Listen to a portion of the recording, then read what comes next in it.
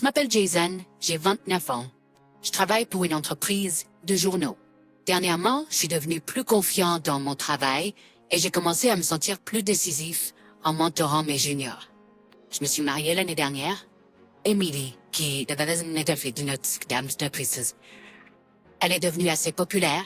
De nombreux clients venaient juste pour la voir car elle était considérée comme l'une des jolies employées. J'étais aux anges quand elle m'a donné secrètement ses coordonnées à l'intérieur du magasin. C'était incroyable.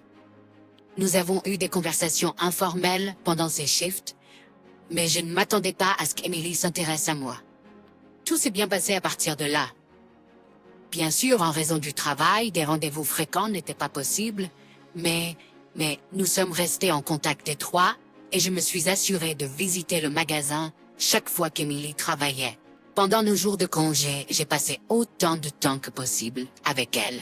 Après 1 an de relation, j'ai fait ma demande en mariage et nous avons fait de notre mieux pour réaliser les souhaits d'Emily pour le mariage. Un mariage en jardin, au milieu d'une profusion de roses en fleurs. Une robe de mariée avec un motif de rose. Emily, tenant un bouquet de roses blanches et jaunes, était vraiment magnifique. Même après le mariage, le travail me garde occupée. C'est regrettable que je n'ai pas autant de temps avec Emily que je l'espérais, mais quand je rentre dans notre nouveau condo, elle a toujours le dîner prêt. Elle s'assoit en face de moi à la table du dîner, sirotant son café avec un sourire et partage des histoires sur sa journée. La seule ombre dans ma vie par ailleurs, sans accroc, est mon patron, Michael.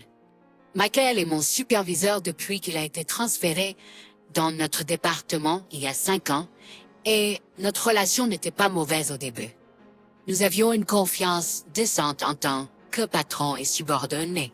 Mais à un moment donné, il a commencé à donner des coups de pied dans les poubelles et les chaises près de mon bureau comme par accident et a répondu à mes salutations avec un hochement de tête et pas de mots. Parfois, il oublie même de me prévenir de choses importantes. Mon collègue Chris plaisante pour essayer de détendre l'atmosphère. Jusqu'à présent, ça n'a pas eu un impact significatif sur mon travail. Emily dit qu'elle ne se souvient même pas de Michael. Peut-être est-ce de la jalousie envers un subordonné ayant une belle épouse. J'ai pensé que ça passerait et j'ai décidé de le laisser tranquille pendant un moment. 2 ans après notre mariage, j'enquêtais sur un scandale d'admission par la porte dérobée dans une université. Le président était apparemment en train d'accepter de l'argent en échange de faveurs d'admission. J'avais presque des preuves solides et la coopération d'un informateur à un pas de terminer l'article. Puis un jour, j'ai été appelé dans le bureau du président. Il y avait le président Thompson, Michael et Luke, mon informateur. Luke a crié avec colère. Je n'avais partagé ces informations personnelles avec personne dans l'entreprise. Malgré ma gestion stricte des informations, comment cela a-t-il fuité? Stupéfait par les paroles du président Thompson, j'ai réalisé qu'il n'y avait rien que je pouvais faire pour le moment. En quittant le bureau du président, j'ai levé les yeux pour voir le visage de Michael, essayant sans succès de cacher sa joie derrière une expression solennelle, avec un léger sourire au coin des lèvres. À ce moment-là, j'ai eu l'intuition que Michael était impliqué dans tout ça. Je n'avais rien partagé à son sujet avec lui, mon patron ou non. J'ai aucune preuve. Quand je suis rentrée chez moi, Emily m'a accueilli avec un sourire. C'était difficile de partager les problèmes de l'entreprise, mais je ne pouvais pas le cacher à Emily. Je ne pouvais pas dire quelle était l'expression d'Emily alors qu'elle regardait vers le bas. Avec ça, Emily a rapidement fait ses bagages et a quitté la maison sans demander plus de détails. Plus tard, j'ai reçu un ordre de mutation. Cette succursale, située dans la ville natale du fondateur, a été réduite à plusieurs reprises et a failli fermer, mais elle semble exister uniquement en raison de son importance historique. Emily n'est pas venue avec moi. Plus tard, mon beau-père est venu avec les papiers de divorce déjà remplis. Il s'est avéré qu'Emily avait besoin d'un mari qui travaillait pour une entreprise assez respectable. C'est sûrement pour ça qu'elle ne s'est jamais plainte de mes retours tardifs à la maison. Je n'avais plus rien à faire et j'ai signé les papiers de divorce sur place. La vie à la succursale était paisible. Le personnel était gentil et s'ils devaient connaître la raison de ma rétrogradation, ils en ont jamais parlé. Mais j'hésitais à m'impliquer davantage avec eux et je gardais mes distances les jours dehors de congé. La plupart de mes missions étaient paisibles, comme des présentations de magasins et des chroniques culturelles. Ils doivent me les assigner pour m'aider à m'habituer à la région. Après avoir toujours eu des journées agitées depuis que j'ai rejoint l'entreprise, vivre comme ça ne doit pas être si mal. Et ainsi la vie à la succursale a continué. Au milieu de tout ça, j'ai été convoqué au siège après longtemps. J'étais tenu d'assister à une réunion sur la gestion rigoureuse de l'information. Bien sûr, en raison de l'incident me concernant, l'absence n'était pas une option. Tôt le matin, alors que je marchais vers la gare, j'ai vu quelqu'un accroupi sur la place de la gare. Me précipitant, j'ai trouvé une femme âgée aux cheveux blancs, haletante et en détresse. J'ai demandé, elle a répondu faiblement, essayant de se lever, mais elle s'est soudainement effondrée.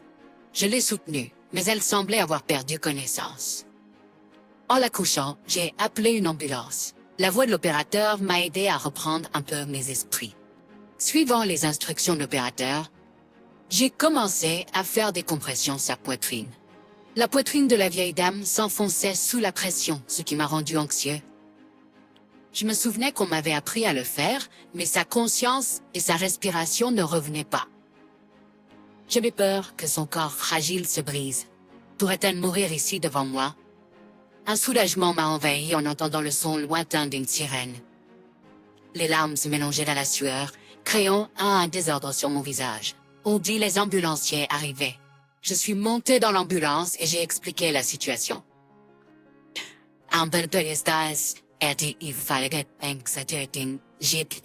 Cependant, j'avais pas envie de bouger tout de suite. J'ai acheté un café chaud dans un distributeur automatique et je me suis assise sur le canapé dur de l'hôpital. Je me demandais si la vieille dame allait bien. Il était trop tard pour arriver à la réunion, donc je vais appeler et les informer. Mais je ne pouvais pas simplement ne pas y assister. D'ici, je pouvais prendre un taxi jusqu'à la gare la plus proche. Je ne voulais pas y aller, mais je n'avais pas le choix. Une jeune femme accompagnée du personnel de l'hôpital s'approcha de moi. Elle semblait être venue en courant, sans maquillage et avec des lunettes. Elle a remis ses cheveux en place et m'a remercié. J'ai essayé de refuser, en insistant sur le fait qu'elle devrait rester avec sa grand-mère, mais elle a insisté et m'a conduit à la gare la plus proche. Dans la voiture, je me suis excusée pour appeler le siège social et les informer de mon retard. Bien que cela soit inévitable, je me sentais lourd de cœur. Elle m'a demandé mes coordonnées, mais je ne voulais pas être plus impliquée, donc j'ai utilisé l'horaire du train comme excuse pour partir. La réunion s'est très mal passée, bien que je les ai informés que j'étais en retard à cause d'une urgence vitale. La nature de la réunion la rendait inconfortable. Je sentais les regards froids et le sarcasme dans les paroles du conférencier. J'ai essayé de découvrir comment l'information avait fuité après cet incident, mais trouvé aucune piste. Je pensais avoir été très prudent avec mon carnet et mes outils numériques pour éviter toute fuite. Où la fuite aurait-elle pu venir? J'avais aucune idée. J'ai cherché des outils d'espionnage ou des caméras cachées, mais je n'ai rien trouvé. En entendant des instructions familières sur la gestion de l'information, je suis rentré chez moi, épuisé. Une semaine plus tard, quelque chose d'inattendu s'est produit. Un appel est arrivé au bureau du journal. C'était Eleanor, la vieille dame que j'avais sauvée ce jour-là, me demandant de visiter sa maison pour lui exprimer sa gratitude. Il est difficile de refuser une demande d'une personne âgée. De plus, elle connaissait à la fois mon lieu de travail et mon nom. Refuser et risquer qu'elle vienne au bureau serait gênant devant mes collègues.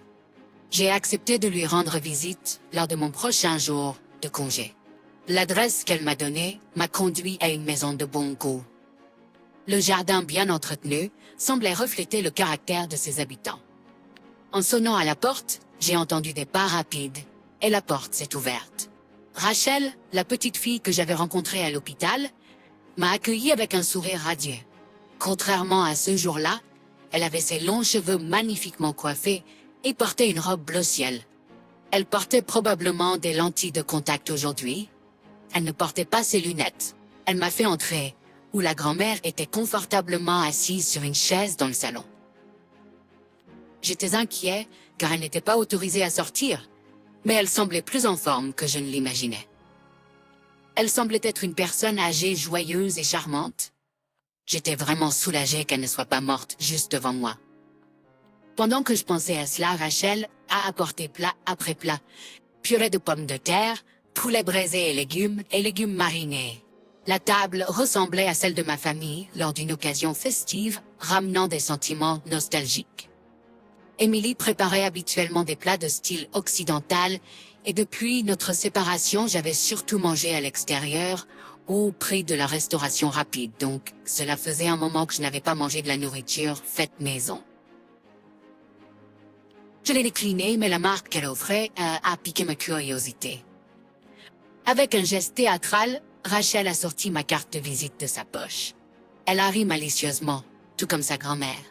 Il semblait qu'elle se soit préparée à me montrer la carte. Eleanor était en route pour New York pour retrouver son mari qui était là pour le travail.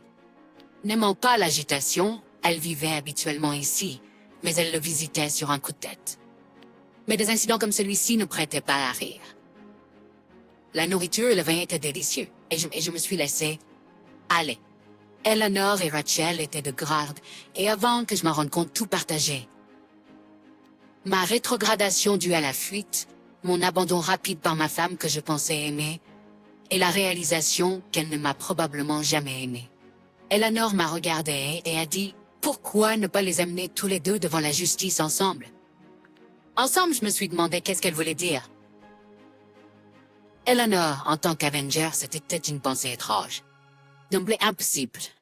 Alors que j'étais perplexe, Rachel a ri malicieusement. Benjay, j'ai compris. Thompson, le nom de la famille fondatrice, et c'était l'emplacement fondateur.